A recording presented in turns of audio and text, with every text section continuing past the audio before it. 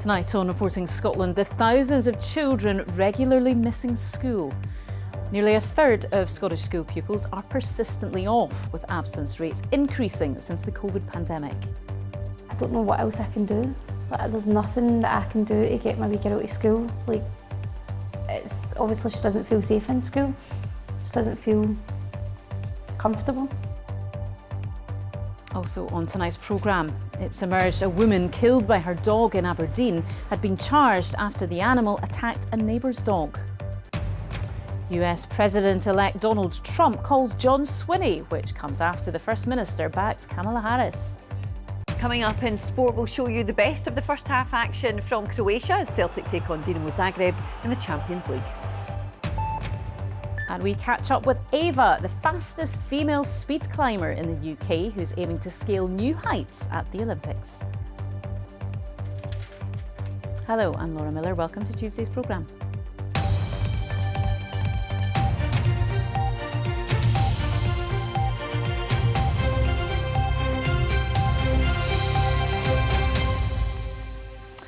Thousands of children are regularly missing school. Some are off for days, others for years. Figures released today from the Scottish Government show nearly a third of all pupils are persistently off school. For context, that means the equivalent of 19 days a year. Although the overall number of absences is down slightly compared with last year, the numbers are still significantly higher than before the pandemic. Our social affairs correspondent Lucy Adams looks at the issues. So now when you go into school, Hannah, are you getting more support? Ashley's daughter Hannah found primary school overwhelming. She would get sent home every day, then she refused to go at all. Just getting phone calls every day to come pick her up, and I had an attendance officer out at my door as well, and I was like, I don't know what else I can do. There's nothing that I can do to get my wee girl to school. It's obviously she doesn't feel safe in school.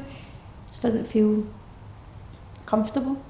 Educational psychologists say the rise in the past decade in the number of children absent from school is because many are too anxious to step through the school gates.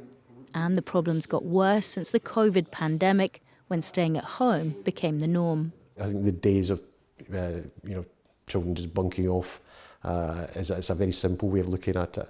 We've seen a significant increase in the number of young people with mental health concerns, particularly anxiety and stress. The increase of the identification of young people with neurodiversity and how people deal with the stresses of everyday life. The cost of living increase and the impact on families has a knock-on effect to the children and young people. They understand, in many cases, the difficulties that their parents are going through.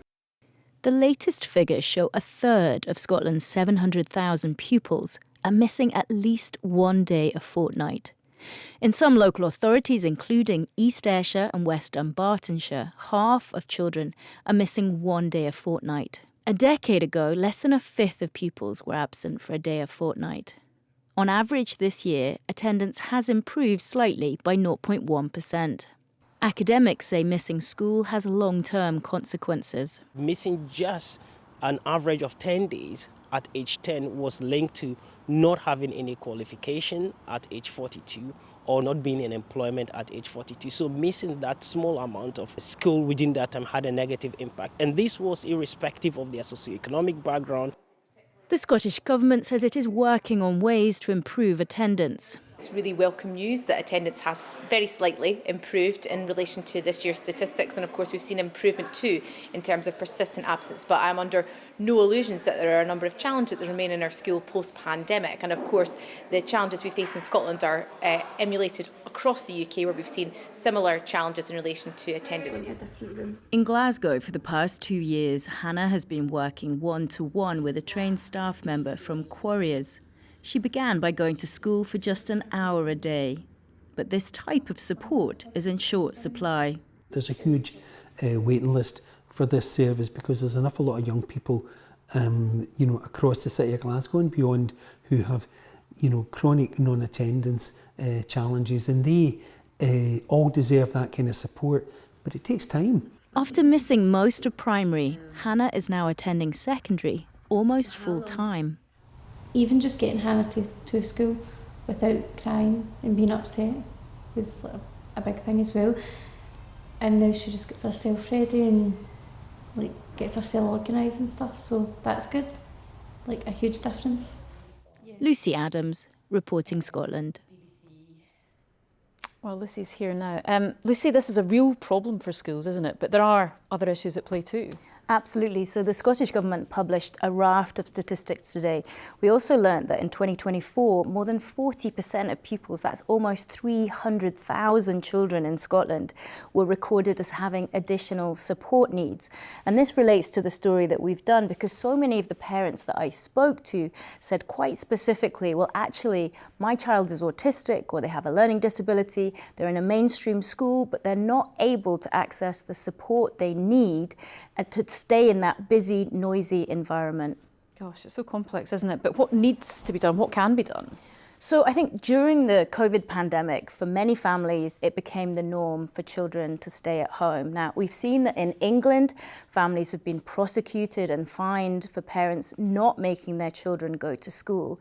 In Scotland, the focus has been more around encouragement, and the Scottish Government said today there'll be a national and a local focus on sort of more campaigns and awareness raising about the importance of attending school. But without that additional support, for many of these families, that's not going to be possible. Now, what we've seen there from Hannah is that actually Hannah is autistic, but with the right support, and that's been intensive support over a long period of time, she's now able to go back to school, which for her family is absolutely fantastic. But for many of these families, thousands of them, these children with additional support needs are saying, we don't have that support. So their kids are stuck at home for months, sometimes for years. OK, thank you, Lucy.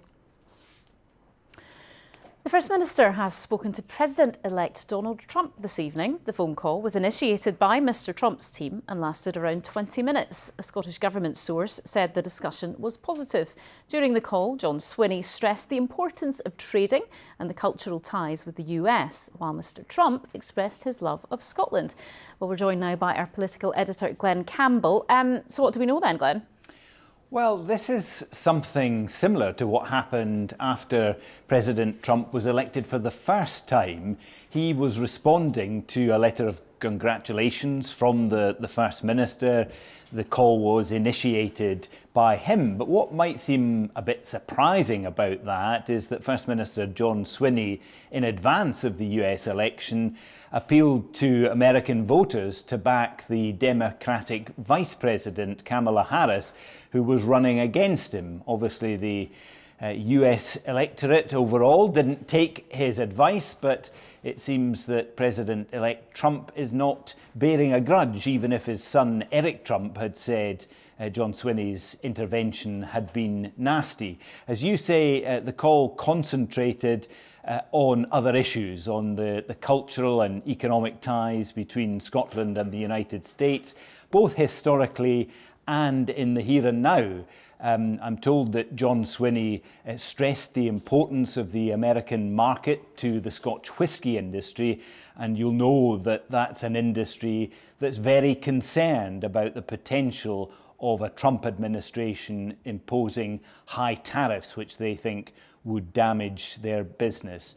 So the call lasted for about 20 minutes. It seems to have been cordial, and I think if there is an opportunity, perhaps when President Trump visits Scotland and the wider United Kingdom, the two may talk again. Interesting to see how that relationship develops. OK, thank you very much, Glenn Campbell.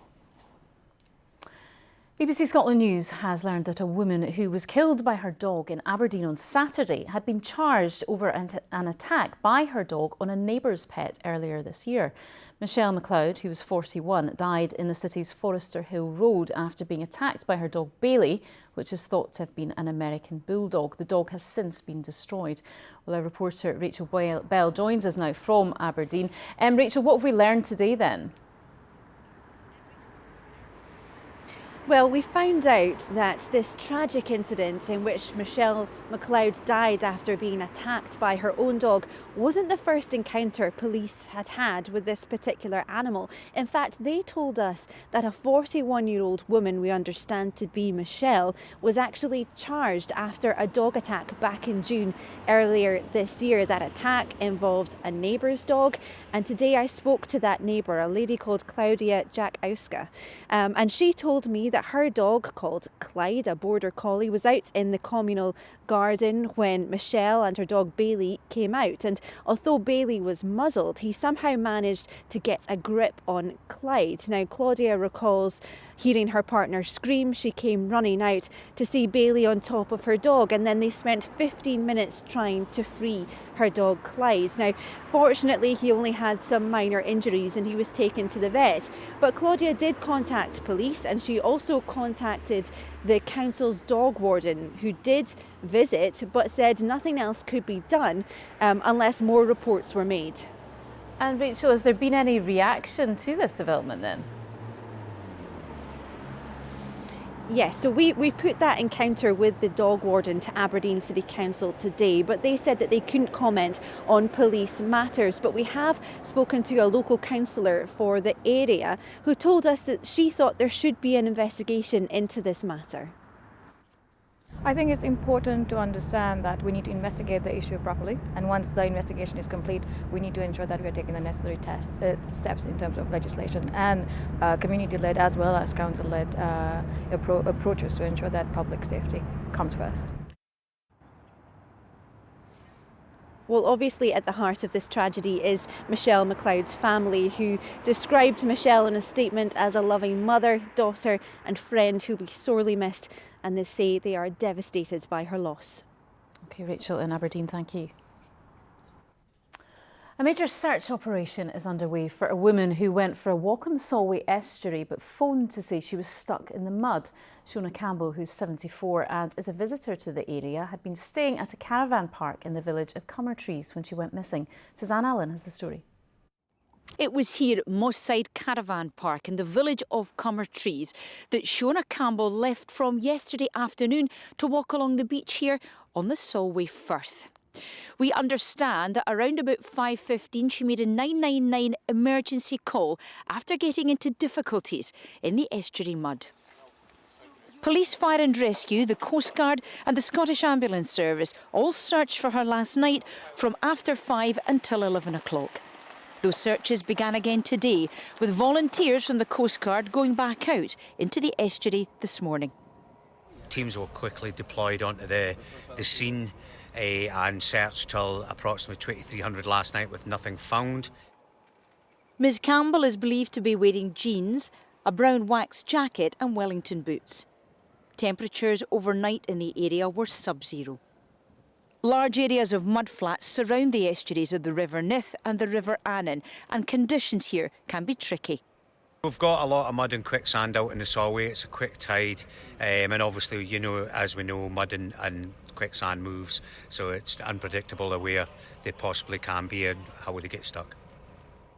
The area off the south of Scotland coast is considered dangerous due to some of the fastest tidal movements in Europe.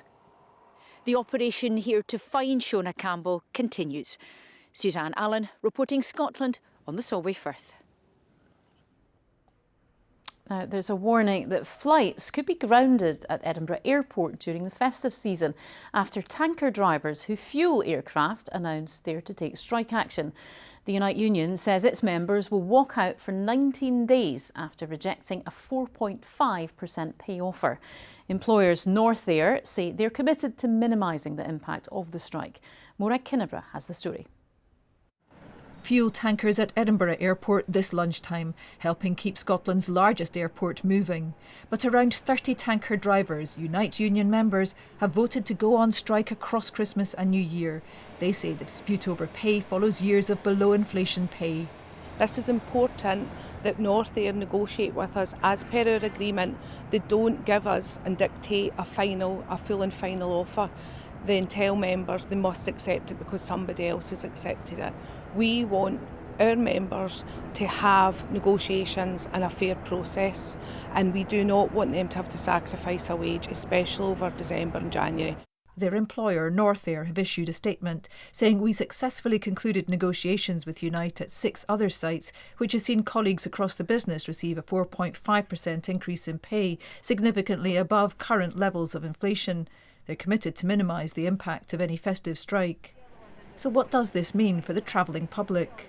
Well, I think it's a good time for them to do it, innit? Over the festive period, so good luck to them. Well, it's going to scupper a whole lot of people's plans, isn't it? Yeah, it's going to be very unfortunate. If people who are working hard are not getting paid properly, then it's just wrong in every angle. They shouldn't be going on strike. They are seeking equal pay, but then the time in which they are exercising it is what I believe to be an issue. The strike is planned to run continuously from 5 in the morning on Wednesday the 18th of December right through until 5 a.m. on Monday the 6th of January. It's not clear what disruption this will cause passengers, but Edinburgh Airport has said it's working with its airlines to understand their contingencies to minimise disruption. There is still hope of a resolution before next week, with both sides open to further talks. Maura Kinniburgh, reporting Scotland, Edinburgh.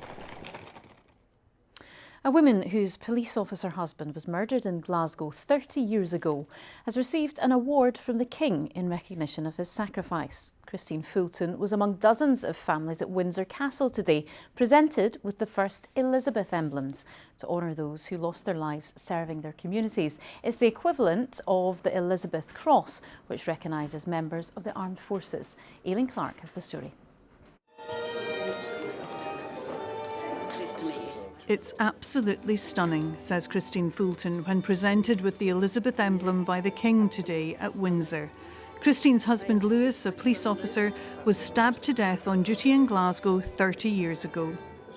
Lewis was wonderful. He was 28 years old, 6'5", as fit as it was possible to be. And he was a police officer with Strathclyde Police in Glasgow. And on the 17th of June 1994, he was attempting to detain a mentally deranged man who had already stabbed and badly injured another sergeant. And Lewis was sadly stabbed in the heart and died a short time later. With her for the presentation, their son Luke. Now a paramedic, he was just 7 months old when his dad was killed. This is special because ultimately this Elizabeth emblem will be passed to him. So I'm very pleased that he's able to be with me today to accept it. There were several Scottish families there today, among the first to receive this new award. 2 families lost their loved ones in the same violent incident, a breakout from the State Hospital Carstairs in 1976. Archibald McClellan lost his father Neil, a nursing officer on duty that night, and Police Constable George Taylor, also killed by the 2 men who escaped. This family were remembering part-time firefighter Hamish Grant from Aberdeenshire. He died in 1965 when his fire engine overturned en route to a blaze. William Cruikshank also proudly received the medal in remembrance of his father, William Crockett, one of the 14 firefighters who died tackling the massive Cheapside Street blaze in a Glasgow whisky bond in 1960. My dad actually wasn't due to be on shift, bizarrely. He swapped shifts with another firefighter. My dad got crushed under one of the walls that collapsed. Really sad that I lost my dad at an early age. And yeah, was I proud of him? You bet. Aileen Clark with that report. OK, let's get tonight's sport now with Amy. And Celtic are in action as we speak. They certainly are, hoping for their first Champions League points on the road tonight, Laura. That's where we're going to start. Thanks very much. Hello there. We will go straight to Croatia, where Celtic are in Champions League action against Dinamo Zagreb. Their 6th game of the group stage. I will let you know if that changes. Well, sticking with the Champions League, and Celtic's women are preparing for a huge test of their own when they welcome Real Madrid to New Douglas Park tomorrow, with the Glasgow side still looking for their first point in the competition. Celtic have lost all 4 of their group games so far, but head coach Elena Sadiku feels the team deserve more for their efforts. It'll be a big ask against a Madrid outfit who've won 3 Group B games so far, but will the Spaniards fancy the chilly conditions in Hamilton? I wish nothing more than us getting points from the competition, because I feel like the girls deserve it with the effort and everything that has been going on this part of the season, and obviously like how well we've been competing in the Champions League and growing as a team. So that's something that we're gonna really work towards, is getting our first points. We scored the first goal and now we just want to have even more. it's a game, and no matter where you play, you always want to do your best. So we're welcoming them with a big cold hug to Glasgow. Elsewhere, the Chief Executive of St Johnstone says the club are prepared to reverse their decision to cut the ticket allocation for Celtic and Rangers fans at McDiarmid Park, admitting the Old Firm could be given 3 of the 4 stands from next season. Fran Smith was speaking as the Saints launched a new third strip designed by a local fashion company who recently kitted out Taylor Swift, with proceeds donated to charity. But talk then turned to that ticketing issue, which has divided the Saints' support. Smith says that ultimately money talks. St Johnstone fans don't come out to these games because some of them don't like the environment. So it's important for us to understand that how can we create more money from these games that then can be invested back out onto the pitch. And I think it's really important for us to really sit down at the end of the season and review what's happened this season and going into next season to understand whether giving them 3 stands and the home fans coming in the home stand is the way to go for these Old Firm games. That could bring in revenue of around about 300 extra thousand a year. Now, could Scotland have a future Olympic champion in one of the game's newest sports? At just 17 years old, Ava Hamilton is the fastest woman speed climber in the whole of the UK. The Renfrewshire teenager has put her university plans on hold and taken on 2 part-time jobs to fund and follow her dream of competing in Los Angeles in 2028. Sheila McLaren went to meet her as she prepares to head to Salt Lake City for a 3-month training camp. Ava Hamilton is scaling new heights in the world of speed climbing. The former Kelvinside Academy pupil left school in the summer after finishing 5th year to dedicate her time to the sport. The main goal was definitely to just focus on my climbing. Obviously balancing academics like study and climbing, training, all that kind of stuff is really tough and you can't really put all your energy into one. So I just wanted a year where I could focus on just training, see where I got to, and then I hopefully go into uni next year. The transition has paid off already. In August, Ava broke the British record of 8.64 seconds at the European Championships in Switzerland.